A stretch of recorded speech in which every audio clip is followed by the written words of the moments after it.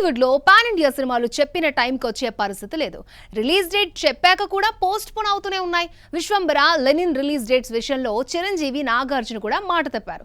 King ఇదే విషయంపై recently react అయ్యాడు. నాగ్ ఆవేదనను ఇండస్ట్రీ సీరియస్ గా తీసుకుంటుందా? హాలీవుడ్ సినిమాల నుండి మన హీరోలు నేర్చుకోవాలా? హాలీవుడ్ తో పోటీ పడి సినిమాలు చేయాలన్న తాపత్రయం ఉంటే సరిపోదు. దానికి తగ్గట్లుగా ప్లానింగ్ అండ్ టైం సెన్స్ కూడా ఉండాలి. టాలీవుడ్ సినిమాలకు ఇదే మిస్ అవుతోంది. హాలీవుడ్ లో ఓ సినిమా ఏడాది ముందు రిలీజ్ డేట్ లాక్ చేసుకుని ఆన్ టైంకి ప్రేక్షకుల ముందుకు వచ్చేస్తోంది. కానీ ఇక్కడ 2-3 రిలీజ్ డేట్స్ మార్చకుండా థియేటర్స్ లోకి సినిమాలు రావడం కష్టం. ఇది చర్చించేంత పెద్దది కాకపోయినా సీరియస్ ఇష్యూనే. రీసెంట్లీ దీనిపైనే నాగార్జున తన అభిప్రాయాన్ని కుండబద్దలు కొట్టి మరీ చెప్పారు. షూటింగ్ కంప్లీట్ అవుతున్న టెక్నీషియన్స్, మ్యూజిషియన్స్ దగ్గర సినిమా ఇరుక్కుపోవడంపై నాగ్ తన అసహనాన్ని వ్యక్తం చేశాడు.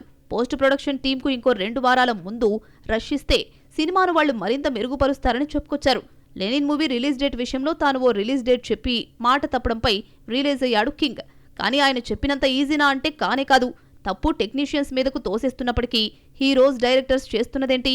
ఓ సినిమాను చెక్కడం కోసం 7 తీసుకుంటున్నారు. పాన్ ఇండియా మూవీ అంటే కనీసం 2-3 ఏళ్లు తెరకెక్కించాల్సిందే. భారీ విఎఫ్ఎక్స్ ఉంటే మరో ఏడాదైనా పట్టొచ్చు. ఫస్ట్ హీరో అండ్ డైరెక్టర్ అనుకున్న టైంకి షూట్ కంప్లీట్ చేస్తే మిగిలినవి ఆన్ టైంలో జరిగే ఛాన్స్ ఉంటుంది. అంతెందుకు, నాగార్జున 100వ సినిమా దసరాకొస్తుందని అనుకున్నారు. కానీ మైల్ స్టోన్ మూవీ కావడంతో కాన్సంట్రేషన్ ఎక్కువై మరింత టైం తీసుకుంటున్నాడు.